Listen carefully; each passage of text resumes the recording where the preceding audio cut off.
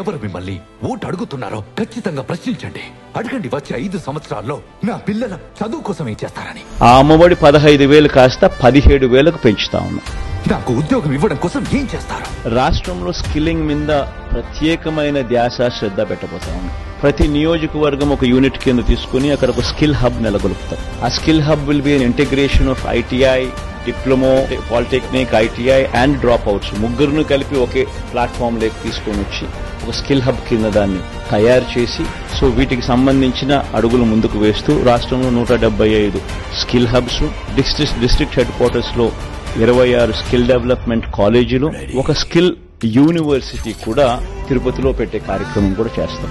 5 సంవత్సరాల వరకు నా దేశం ముందుకెళ్లడానికి ఏం చేస్తారని అడగండి. రాష్ట్ర అభివృద్ధికి గ్రోత్ ఇంజిన్ లా పనిచేసేలా విశాఖను అభివృద్ధి చేస్తాం. ఇక 4 పోర్టులు కడతా ఉన్నాం, 4 పోర్టులు పూర్తి చేస్తాం.